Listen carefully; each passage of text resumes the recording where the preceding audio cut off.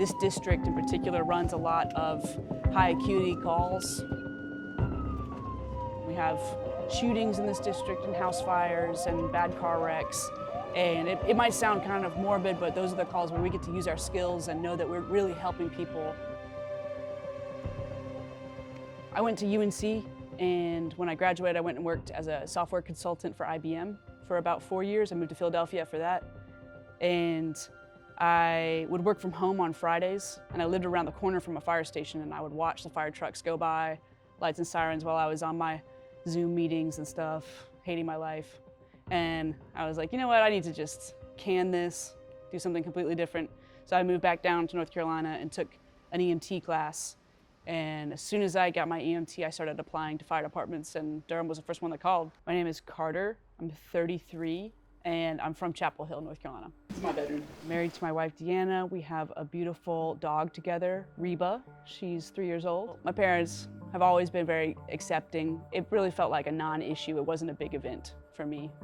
Very fortunate in that way. Their attitude and their acceptance taught me a lot about how to be a good person in general. You know, it's just another example, parenting by example. I like to think I'm pretty open-minded and accepting myself.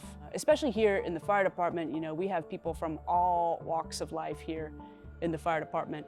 And I think all of us have to come to work with a certain degree of open-mindedness so that we can work together as a team.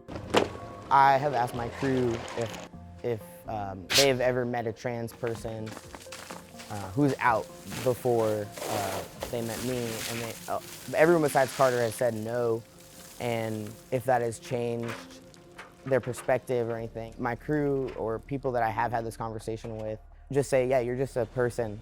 You're one of my friends. You're my family. You're my teammate. Trans people are just people.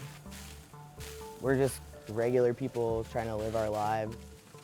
My name is LC Carpenter. I'm from Newburyport, Massachusetts. And I am a firefighter for the city of Durham. I think that I've always known who I am. When I was younger, I definitely, I knew I was a boy.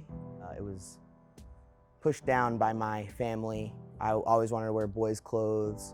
Yeah, and my mom and I would get in arguments about what I was wearing, and when I was really, really little. After my mom passed away, I realized that I didn't have my life wasn't going to be forever. I wasn't going to be around forever, and I should really probably stop dragging my feet on being the person I am. I just got to a point in my life where I was ready to be who I've always been. I was 24, so I think 2018. I was out as a queer person at that point, before that, and I just became more open about it with my family.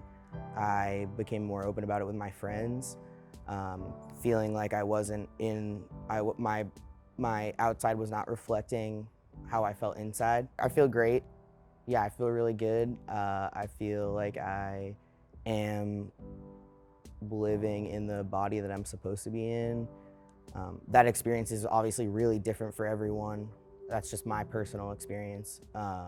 Yeah, I feel really good. We have a really special thing going here at Station 4. You know, it sounds corny, but I really do consider everybody that works here to be a family member of mine. We're all, you know, high performers at our jobs. There's a lot of trust between us, and we like to have fun together too. Where we play our games. It's a very, very positive environment, incredibly supportive. I know I can be myself without scrutiny and live as myself and not worry about haters. We were up in that attic. Yeah, we had three in a row that shift. It's super fun and really nice to be on a truck with another queer person. You know, some days I think about it and I'm like, wow, people call 911 and they get me and LC.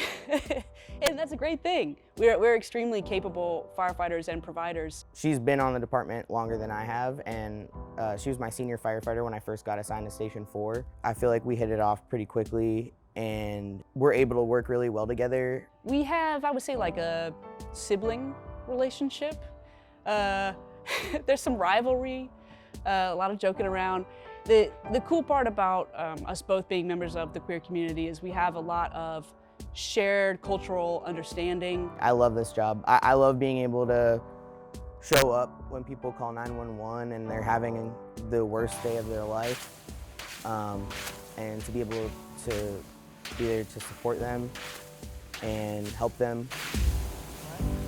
We have a very vibrant LGBT community in Durham. I would like to see that reflected as well. More Spanish speakers, you know, all that kind of thing. I think the community is better served when those serving them reflect who they are. All my friends and my family has been very supportive of me coming out as a trans person. Especially when I was younger, representation, you know, it's always Romeo and Juliet and the man and the woman getting married, and, you know, not being able to like see myself reflected in media and just the world more generally. You know, things are changing, and that's a great thing. I didn't even know this was an option, that I could live like this and be successful and happy and be a part of my community and look like this and be who I am.